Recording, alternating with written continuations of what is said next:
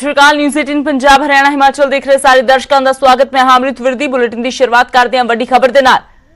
ਤਾਂ कोरोना काल दे विच अज नीट की परीक्षा होने जा रही है। जी हां, अज नीट की परीक्षा होगी तो करीब 15 लाख परीक्षार्थी इस इम्तिहान नूं देणगे। परीक्षा केंद्रां ते कोरोना काल दे चलदियां खास इंतजाम किए गए ने। केंद्रां दे विच सोशल डिस्टेंसिंग का भी ख्याल रखा जाएगा। तो देश दे विच कोरोना काल दौरान दूजी वड्डी परीक्षा है। 1 तो 6 सितंबर तक जेई मेन की परीक्षा हुई सी, जिस दे नतीजे भी हाल ही दे विच ऐलान दिते गए ने। ते उस तो बाद हुण नीट की तैयारी सी ते अज नीट का इम्तिहान होने जा रहा है, क्योंकि विद्यार्थियों के वल्लों लंबे समय तो तैयारी की जा रही सी ते इसलिए विद्यार्थी भी चाहते सी कि एग्जाम हो जाए। हालांकि कोरोना काल के चलदियां देरी जरूर हुई है तो इन्हां परीक्षावां दे होण ते रेड़का भी जरूर बरकरार सी, क्योंकि पंजाब सरकार भी किते ना किते हक विच नहीं सी। होर भी कई सूबियां दीयां सरकारां इस दौर के दौरान परीक्षा करवाउण दे विरोध विच सी, पर खास इंतजामां दे नाल अज कोरोना काल च नीट की परीक्षा होण जा रही है। देश भर च करीब 15 लाख परीक्षार्थी इम्तिहान देणगे।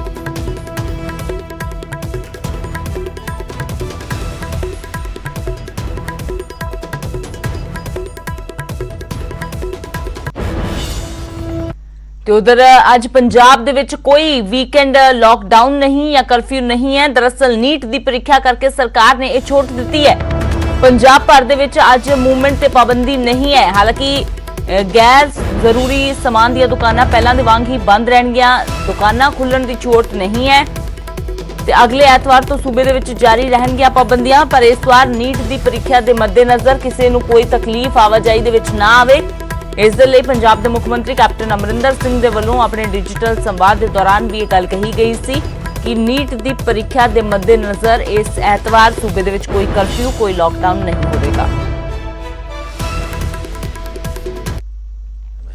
और ये कर्फ्यू लग्या नहीं, मैं बिल्कुल कर्फ्यू नहीं लगा। उस दिन चक देंगे असीं, कर्फ्यू कोई नहीं होएगा। शौक नाल तो जाओ, दुकानां बंद रहणगीआं, ये नहीं असीं खोलांगे, लेकिन ट्रांसपोर्ट जिथे मर्जी तुसीं जाओ और अपना एग्जाम करो और वाहिगुरू करे तुसीं सारे पास हो। तो गल करते हैं गृह मंत्री अमित शाह की, जिन्हां दी तबीयत एक बार फिर तो बिगड़ी है। देर रात एम्स दे विच भर्ती होए ने गृह मंत्री अमित शाह। साह लैण दे विच तकलीफ तो बाद उन्हां नूं हस्पताल भर्ती करवाया गया है। दस दईए कि अगस्त दे विच अमित शाह कोरोना पॉजिटिव पाए गए सी। कोरोना तो ठीक होने के बावजूद दूजी बार उन्हां दी तबीयत बिगड़ी है, क्योंकि दस दईए कि अमित शाह 2 अगस्त नूं कोरोना पॉजिटिव पाए गए। मेदांता हस्पताल दे विच उन्हां दा इलाज चलिया। 14 अगस्त नूं डिस्चार्ज होए, पर 18 अगस्त नूं फिर तबीयत बिगड़न करके उन्हां नूं एम्स च भर्ती करवाया गया। 31 अगस्त नूं उन्हां नूं एम्स तो छुट्टी मिली सी ते हुण करीब 12 दिनां बाद एक बार फिर तो एम्स दे विच उन्हां नूं भर्ती करवाया गया है। साह लैण दे विच तकलीफ अमित शाह नूं होई है, जिस कारण उन्हां नूं एक बार फिर तो हस्पताल जाना पिया है।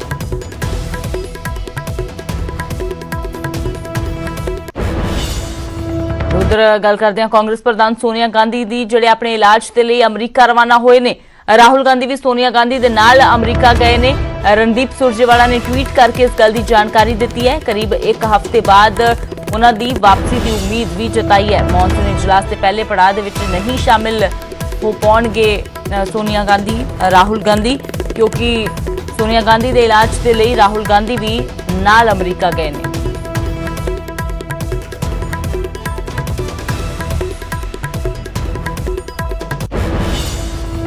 गल करते हैं कोरोना के कहर की। 10 वड्डियां गल्लां दे जरिए पंजाब दे विच किस तरह कोरोना की रफ्तार खतरनाक हो रही है, यह दसदे हां। पंजाब च 24 घंटियां दे विच 2400 तो वध नवे केस सामने आए ने।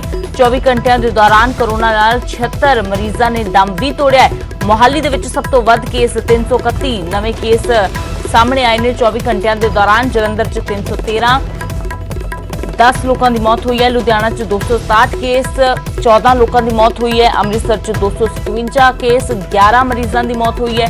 पटियाला दे विच दा भी कहर देखने को मिला है। 268 नवे केस आए ने, 4 मौतां हुई ने।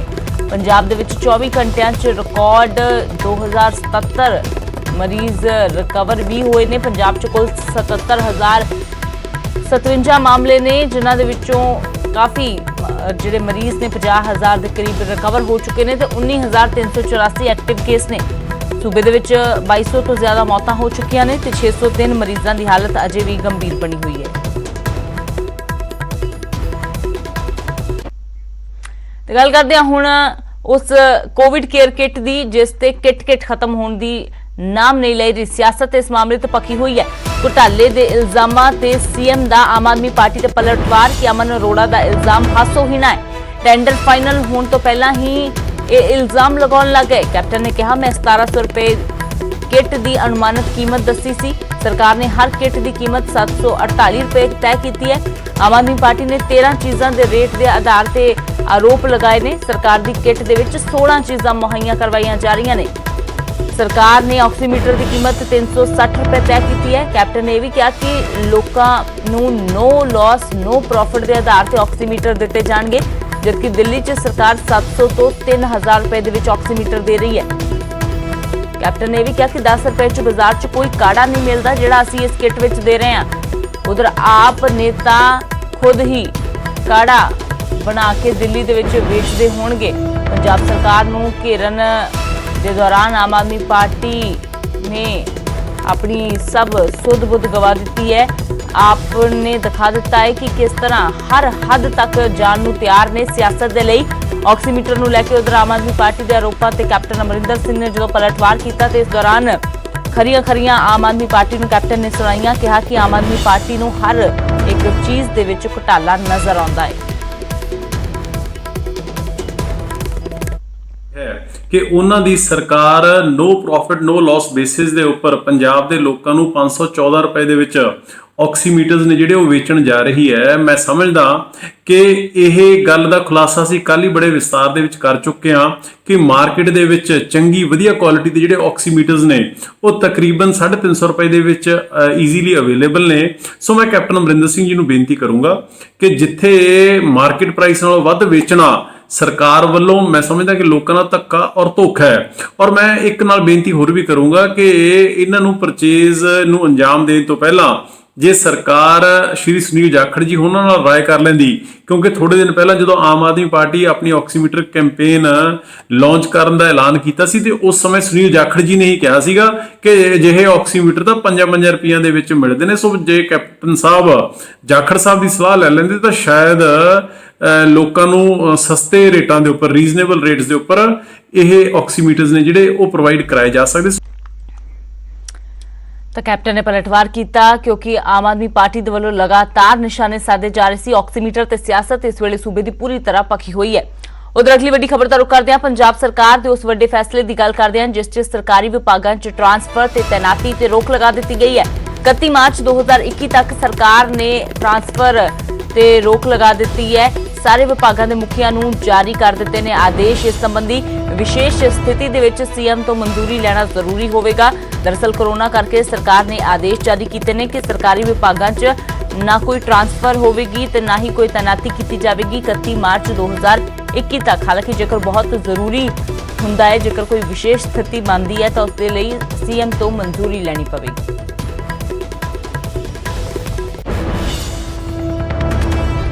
पंकज कपाही मेरे सहयोगी ज्यादा जानकारी लिए जुड़े ने। पंकज, नो ट्रांसफर ते ना ही कोई तैनाती होगी, ये क्या है सरकार ने 31 मार्च 2021 तक फिलहाल होर की कुछ जानकारी?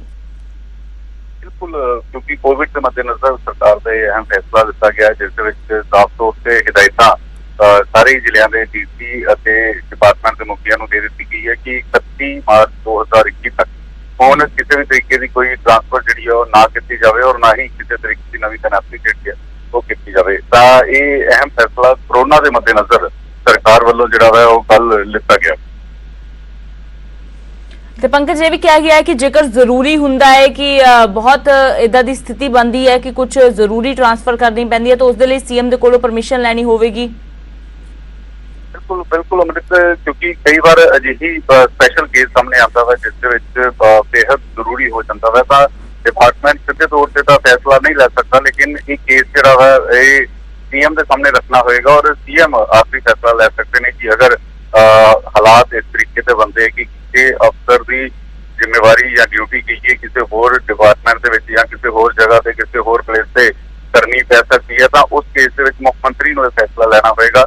आम तौर पर यह होता है कि डिपार्टमेंट का हैड ਫੈਸਲਾ ਲੈ ਲੈਂਦਾ ਟ੍ਰਾਂਸਫਰ ਦਾ, ਜਾਂ ਫਿਰ ਕੋਈ ਮੰਤਰੀ ਟ੍ਰਾਂਸਫਰ ਕਰਨ ਦਾ ਫੈਸਲਾ ਲੈ ਲੈਂਦਾ, ਤਾਂ ਮੰਤਰੀ ਵੱਲੋਂ, ਡਿਪਾਰਟਮੈਂਟ ਵੱਲੋਂ ਜਾਂ ਫਿਰ ਡੀਸੀ ਵੱਲੋਂ ਇਹ ਫੈਸਲੇ 31 ਮਾਰਚ ਤੱਕ ਨਹੀਂ ਲਿੱਤੇ ਜਾ ਸਕਦੇ। ਔਰ ਇਹ ਅਗਰ ਕੋਈ ਅਜਿਹਾ ਕੇਸ ਬਣਦਾ ਹੈ ਤਾਂ ਸੀਐਮ ਸਾਹਮਣੇ ਫਾਈਲ ਜਿਹੜੀ ਹੈ ਉਹ ਪੁੱਟ ਆਊਟ ਕਰ ਸਕਦੇ ਔਰ ਉਸ ਤੋਂ ਬਾਅਦ ਮੁੱਖ ਮੰਤਰੀ ਤੈਅ ਕਰਨਗੇ ਕਿ ਟ੍ਰਾਂਸਫਰ ਕਰਨ ਦੀ ਜ਼ਰੂਰਤ ਹੈ ਜਾਂ ਨਹੀਂ ਹੈ। ਜੀ ਪੰਕਜ, ਸ਼ੁਕਰੀਆ ਫਿਲਹਾਲ ਇਸ ਸਾਰੀ ਜਾਣਕਾਰੀ ਦੇ ਲਈ। ਤਾਂ ਫਿਲਹਾਲ ਪੰਜਾਬ ਸਰਕਾਰ ਦੇ ਵੱਲੋਂ ਵੱਡਾ ਫੈਸਲਾ ਲੈਂਦਿਆਂ ਟ੍ਰਾਂਸਫਰ ਅਤੇ ਤੈਨਾਤੀ ਤੇ ਰੋਕ ਲਗਾ ਦਿੱਤੀ ਗਈ ਹੈ ਸਰਕਾਰੀ ਵਿਭਾਗਾਂ ਦੇ ਵਿੱਚ 31 ਮਾਰਚ 2021 ਤੱਕ।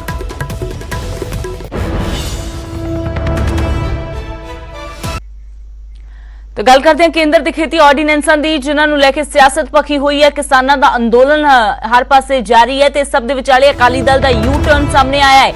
अकाली दल कोर कमेटी की बैठक दे विच अहम फैसला लिया गया है कि खदशियां नूं दूर कीते बिना बिल ना लिआंदा जावे। बिल ना लिआउण दी मंग कीती गई है अकाली दल दे वल्लों ते सोमवार नूं दिल्ली जावेगा श्रोमणी अकाली दल दा वफद।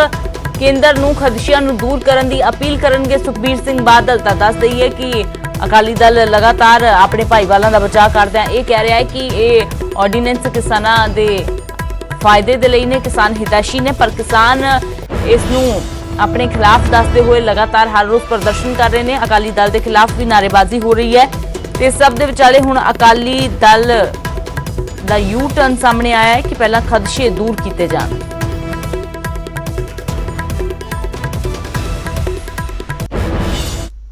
ਆਰਡੀਨੈਂਸ ਕੇਂਦਰ ਸਰਕਾਰ ਵੱਲੋਂ ਜਾਰੀ ਕੀਤੇ ਗਏ ਆ ਜਿਹੜੇ ਹੁਣ ਪਾਰਲੀਮੈਂਟ ਵਿੱਚ ਆਉਣੇ ਆ, ਉਹਦੇ ਬਾਰੇ 'ਚ ਬਹੁਤ ਖੁੱਲ੍ਹ ਕੇ ਵਿਚਾਰ ਵਟਾਂਦਰਾ ਕੀਤਾ ਔਰ ਅੱਜ ਉਹ ਸਾਰੀਆਂ ਹੀ ਗੱਲਾਂ ਜਿਹੜੀਆਂ ਕੋਰ ਕਮੇਟੀ ਦੀ ਬੈਠਕ ਜਿਹੜੀ ਹੋਈ ਹੈ ਉਹਦੇ ਵਿੱਚ ਵਿਚਾਰੀਆਂ ਗਈਆਂ।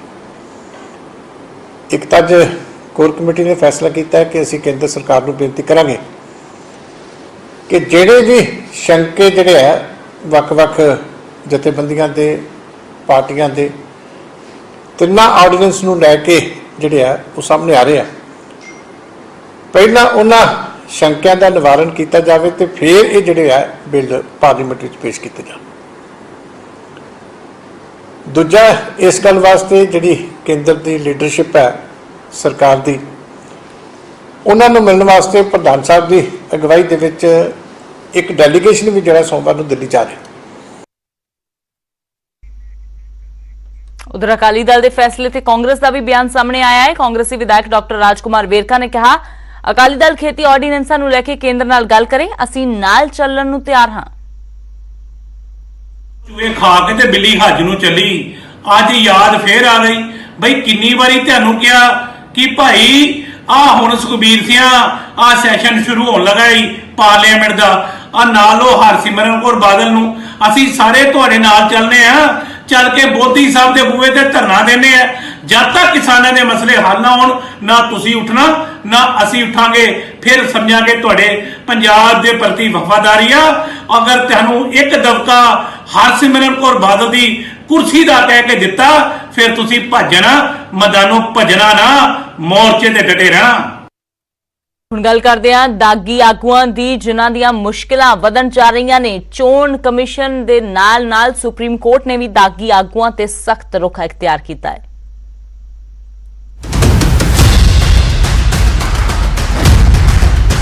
ਚੋਣਾਂ ਤੋਂ ਪਹਿਲਾਂ ਹੁਣ ਉਮੀਦਵਾਰਾਂ ਨੂੰ ਆਪਣਾ ਅਪਰਾਧਿਕ ਰਿਕਾਰਡ 3 ਵਾਰ ਜਨਤਕ ਕਰਨਾ ਹੋਵੇਗਾ।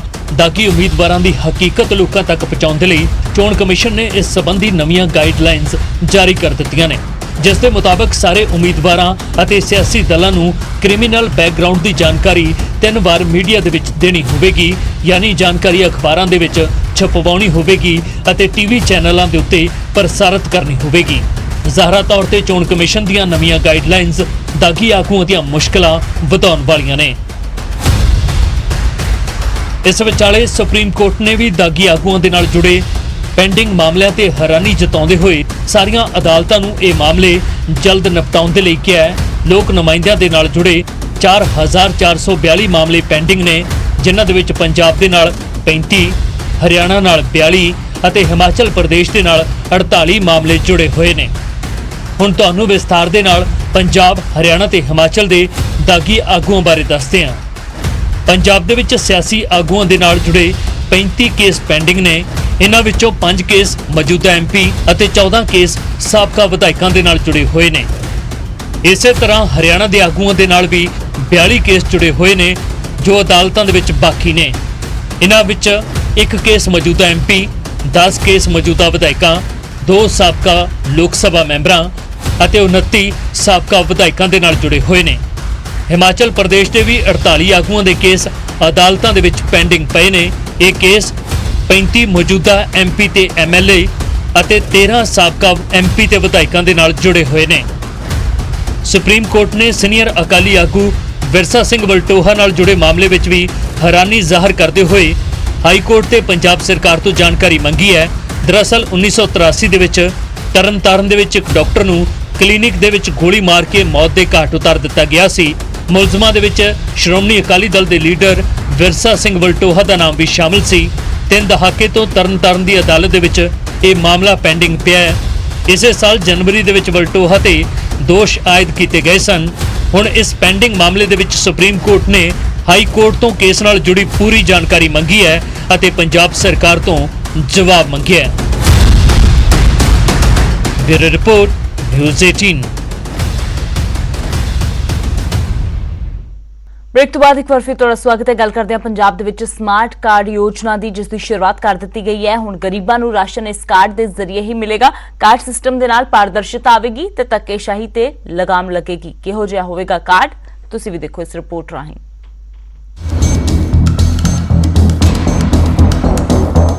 पंजाब च नीले कार्ड धारकां नूं राशन हुण स्मार्ट कार्ड के जरिए मिलेगा। शनिवार चंडीगढ़ तो सूबे के मुख्य मंत्री कैप्टन अमरिंदर सिंह ने स्मार्ट कार्ड स्कीम की शुरुआत की। जिले च मंत्रियों और विधायकों ने स्मार्ट कार्ड वंडे।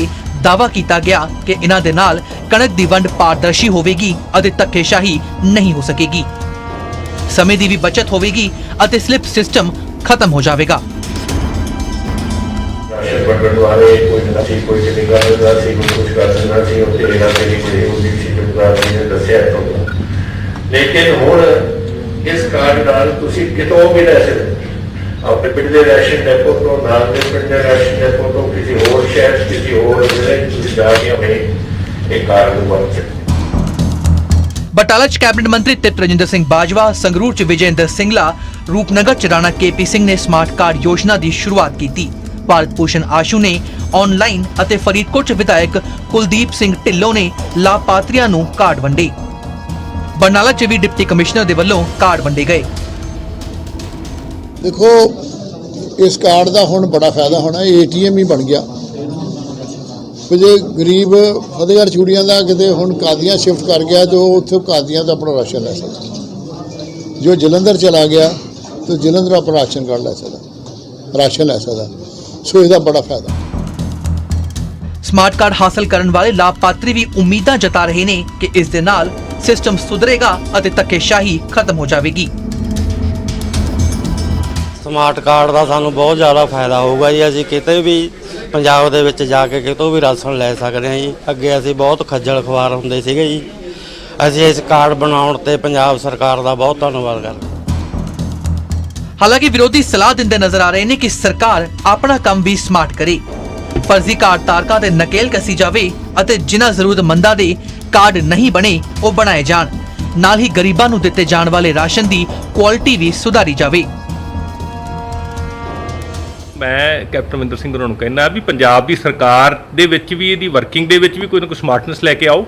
ਜਿਹੜੇ 20 ਕਿੱਲਿਆਂ ਵਾਲੇ ਆ ਉਹ ਤਾਂ ਤੁਹਾਡੇ ਇਹਨਾਂ ਦੀਆਂ ਲਿਸਟਾਂ ਦੇ ਵਿੱਚ ਆਏ ਹੋਏ ਨੇ, ਉਹਨਾਂ ਦਾ